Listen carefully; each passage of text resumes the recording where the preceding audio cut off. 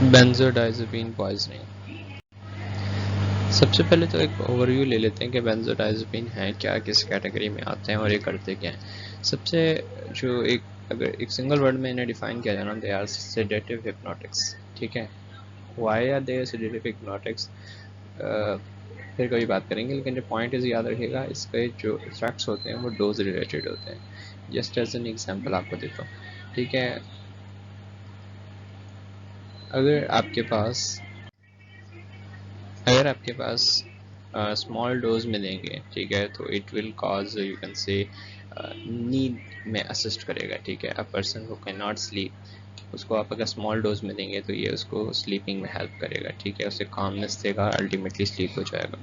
और अगर थोड़ा सा डोज मजीद बढ़ाएंगे तो for example if a patient having anxiety का पेशेंट है तो वो उसमें एंटी एंजाइटी के तौर पर एंटी, ठीक है, सही है, समझ गए, हमारे एंजाइटी को डिक्रीज करेगा। अगर इसका डोज मजीद बढ़ाते जाएंगे, इसका जैसे जैसे डोज बढ़ता जाएगा इसका इफेक्ट भी उस तरह बढ़ता जाता है। अगर इसका डोज बहुत ज़्यादा बढ़ा देते हैं तो it will help calm down the severe, अगर एंटी एपिलेप्टिक के तौर पे काम करेगा। ठीक है, सो अगर इसका मजीद डोज बढ़ाएंगे तो ये कोमा में भी ले जा सकता है, या फिर इससे जो है वो रिस्पिरेटरी डिप्रेशन या फिर जनरल जीए के तौर पे भी इस्तेमाल किया जा सकता है। ठीक है, तो इसका जो इफेक्ट्स हैं वो डोज रिलेटेड होते हैं। ठीक है, this is important. Why this is important? This is important clinically. For example, you are graduated or now you are in emergency ward.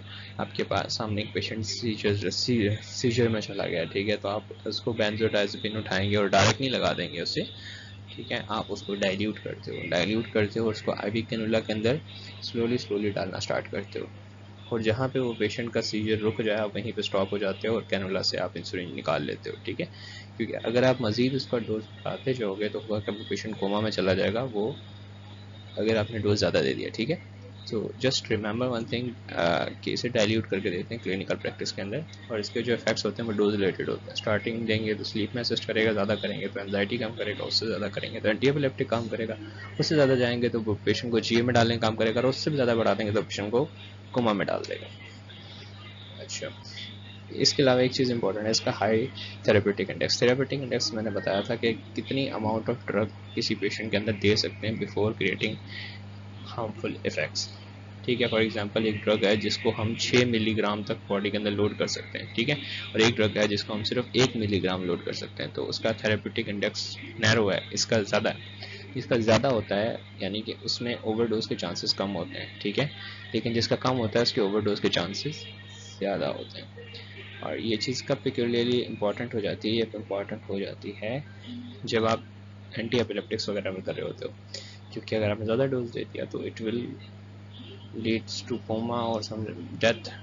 सही है, सो इनकी हाई थेरेपेटिक इंडेक्स की वजह से इन्होंने बारबिचुरेट्स को जो है ना ऑलमोस्ट रिप्लेस कर दिया, वरना सबसे पहले और सबसे ज़्यादा जो यूज़ होते थे एंटी एपिलेप्टिक के तौर पे, एंटी एंजाइटिक के तौर पे, वो यूज़ होते थे बारबिचुरेट्स। ठीक है, और एक और चीज़ इंपॉर्टेंट है इसमें कि अगर तो बारबिचुरेट्स की पॉइजनिंग अगर तो बेंजोडाइज़ेपिन की पॉइजनिंग अलोन हो, ठीक है, अगर सिर्फ और सिर्फ बेंजोडाइज़ेपिन की पॉइजनिंग है तो ये लेस टॉक्सिक होती है और इसे इजीली ट्रीट किया जा सकता है। लेकिन अगर बेंजोडाइज़ेपिन के साथ कोई और चीज़ भी ऐड हो, जैसे कि अल्कोहल है, यहाँ पर ट्राइसाइक्लिक एंटी डिप्रेसेंट्स हैं, TCAs हैं, तो ये अगर साथ मिलकर पॉइजनिंग करवाएंगे ना, अगर दो चीज़ों का ओवरडोज हो गया तो फिर ज़्यादा टॉक्सिक होता है। ठीक है, वो क्यों होता है वो आगे चल के मैं आपको बताऊँगा।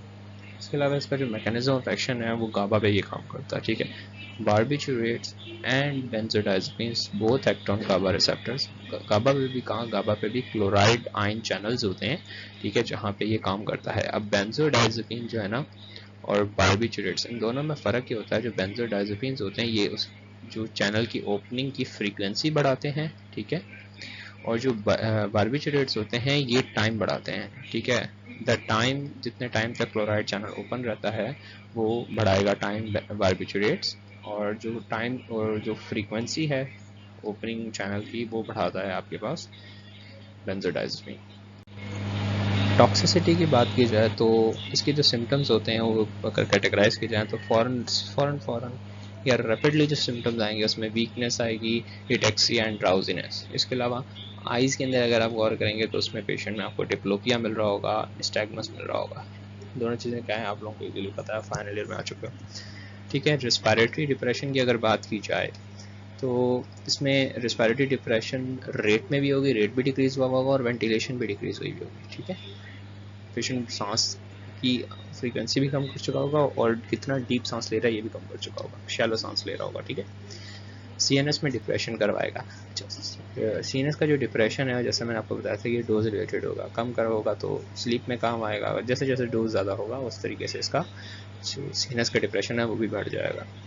एक और चीज़ इसमें पेक्युलरली इंपॉर्टेंट है, मैं आपको बताया था कि अगर बेंजोडाइज़ेपिन अलोन पॉइजनिंग करवाएं तो वो लेस डेंजरस होते हैं, अगर वो किसी और चीज़ के साथ मिल के कराएँ जैसे कि TCA या फिर अल्कोहल तो वो ज़्यादा डेंजरस होते हैं क्योंकि वो ज़्यादा सीएनएस डिप्रेशन कराते हैं, ठीक है। जैसे जैसे कोई और एजेंट ऐड होता जाएगा तो सीएनएस डिप्रेशन मोर डेंजरस होता जाएगा।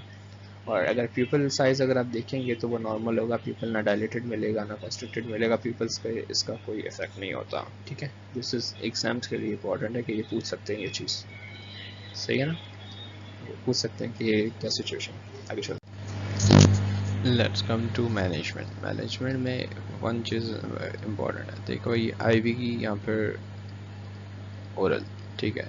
अब बेंजोडाइज़ेपिन ओरली भी टैबलेट्स की फॉर्म में आते हैं एंटी एंजाइटिक, ठीक है, ड्रग्स के तौर पे या फिर सिडेशंस के तौर पे, ठीक है। तो पॉइंट इसकी आईवी और ओरली दोनों अवेलेबल हैं। अगर पेशेंट ओरल ड्रग लेकर आया है मिसाल के तौर पर ज़्यादा टैबलेट्स खा के आया है तो उस कंडीशन में आप एक्टिवेटेड चारकोल कर दोगे 1 घंटे के अंदर, as I have explained in the previous videos के जो रूल है थंब का, ठीक है। 1 घंटे के अंदर आया आपने एक्टिवेटेड चारकोल दे दिया। अगर पेशेंट आ रहा है आईवी पॉइजनिंग के साथ, आईवी पॉइजनिंग मिसाल के तौर पे ये हॉस्पिटल में होती है, पेशेंट सीज करा था, ज़्यादा बेंजोडाइज़ेपिन दे दिया, ठीक है, ओवरडोज में चला गया। अब उस कंडीशन में ओरल ड्रग किसी जो है ना एक्टिवेटेड चारकोल किसी काम का नहीं है। क्यों नहीं है काम का? क्योंकि स्टमक के तो बाईपास करके डायरेक्ट वेन में डाल दिया आपने ड्रग, ठीक है। तो एक्टिवेटेड चारकोल उस केस में कोई फ़ायदा नहीं देता। इसके अलावा अगर पेशेंट आपके पास आया है बेंजोडाइज़ेपिन ओवर पॉइजनिंग के साथ, ठीक है, पॉइजनिंग के साथ आया है, आपने एटलीस्ट 6 घंटे तक, ऐसा नहीं हुआ कि आपने पेशेंट चेक किया फ़ौरन रिफ्लेक्सिस वगैरह नॉर्मल है घर भेज दिया, 6 घंटे तक आपने पेशेंट को रखना है अपने पास, उसको मॉनिटर करते रहना है, सही है। और अगर पेशेंट अनकॉन्शियस है तो ख़ास तौर पे आपने उसके एयरवेज देखने हैं। एयरवेज जो है ना वो पेटेंट होने चाहिए, हवा आ रही जा रही हो, ऐसा ना हो कि उसका लेरिंक्स जो है वो स्पाज़म में गया हुआ है या चेस्ट उसका काम ही नहीं कर रहा, रेस्पिरेटरी मसल्स डिप्रेस हुए हैं, ये सारी चीज़ें देखनी है आपने, खासतौर पर उन पेशेंट्स में जो कि अनकॉन्शियस है। इसी तरह अगर TCA पॉइजनिंग होती है तो TCA पॉइजनिंग में आप कार्डिक चेक कर रहे होते हो तो हर एक पॉइजनिंग के अंदर कोई खास ऑर्गन होता है जो ज़्यादा इफेक्ट होता है। इसमें CNS के साथ सबसे ज़्यादा चीज़ जो आएगी वो आएगी एयरवेज, ठीक है। तो बेंजोडाइज़ेपिन में आपने एयरवेज देखते रहना है कि एयरवेज बंद ना हो, ठीक है।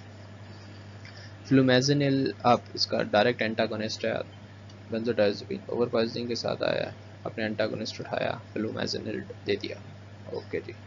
अब इसमें एक चीज़ इंपॉर्टेंट है, फ्लूमेज़िनिल हम कब नहीं दे सकते, इसकी कॉन्ट्राइंडिकेशंस पे सवाल बन के आते हैं। इसकी 2 कॉन्ट्राइंडिकेशंस हैं। अगर तो मैंने आपको पहले बताया था कि अगर बेंजोडाइज़ेपिन अकेली है तो खैर है, अगर मिक्स पॉइजनिंग हो रही है किसी और चीज़ के साथ तो ये डेंजरस हो जाती है। अब अगर TCA की पॉइजनिंग है तो आप इसका एंटीडोट नहीं दे सकते, यानी कि फ्लूमेज़िनिल नहीं दे सकते, कॉन्ट्राइंडिकेशन होती है। TCA के साथ अगर पेशेंट आएगा, दोनों की पॉइजनिंग लेकर आएगा तो आप उसको फ्लूमेज़िनिल नहीं दे सकते। अच्छा, अब MCQ क्वेश्चन आएगा आपके पास, क्वेश्चन आएगा जी क्लासिकल बेंजोडाइज़ेपिन पॉइजनिंग की हिस्ट्री दी हुई होगी प्लस कोई और ड्रग छोटी सी करके मेंशन की हुई होगी। अब वो जो ड्रग होगी ना वो होगी TCA की कैटेगरी की, ठीक है। अब उन्होंने ये नहीं लिखा होगा कि ये TCA है, उन्होंने लिखा होगा ड्रग ये ले रहा है, अब वो ड्रग होगी TCA की, समझ गए, मतलब इस क्लास की ड्रग होगी। अब आप क्या करोगे, बेंजोडाइज़ेपिन प्लस TCA पॉइजनिंग का केस है, ठीक है। आप होता क्या कि लोग बगैर कुछ पढ़े भाई बेंजोडाइज़ेपिन का केस है फ्लूमेज़िनिल दे दो, फ्लूमेज़िनिल में नहीं दे सकते क्योंकि TCA पॉइजनिंग है। अब इस कंडीशन में आप TCA के अंदर कार्डिक आप चेक कर रहे होते हो, ठीक है, आप उसका हार्ट क्लोजली मॉनिटर कर रहे होते हो, तो आप उसमें MCQs में एक और चीज़ भी लिखी हुई होगी ECG मॉनिटरिंग, तो आप उसमें ECG मॉनिटरिंग जाओगे क्योंकि ये दोनों चीज़ें मिक्स होकर आई हैं, ठीक है। और अगर अच्छा इसमें क्यों नहीं देते हैं, अगर TCA के साथ दे दिया तो ये होगा क्या कि सीजर्स करवाना स्टार्ट कर देगा। और अगर पेशेंट को पहले से ही सीजर की एक्टिविटी हो, बेंजोडाइज़ेपिन के ओवरडोज हुआ है, उसके साथ पेशेंट सीजर करता हुआ आया है, घर वाले बताएं कि जो भी पेशेंट आया है उसकी हिस्ट्री, जो अटेंडेंट्स होंगे वो हिस्ट्री दे रहे होंगे भाई उसको सीजर भी हुआ है इस दवाई को लेने के बाद, तो फिर आप फ्लूमेज़िनिल नहीं दे सकते, ठीक है। 2 कंट्राइंडिकेशन है, अगर हिस्ट्री ऑफ सीजर हो या फिर TCA के साथ मिक्स किया हो, बाकी सब चीज़ों में आप फ्लूमेज़िनिल दे सकते हो, ओके होता है, ठीक है जी। ये चीज़ MCQs में बार बार पूछते हैं। सो आई होप कि क्लियर हो गया। तकरीबन बेंजोडाइज़ेपिन एंड है हमारा टॉपिक। नेक्स्ट पे मूव ऑन करते हैं।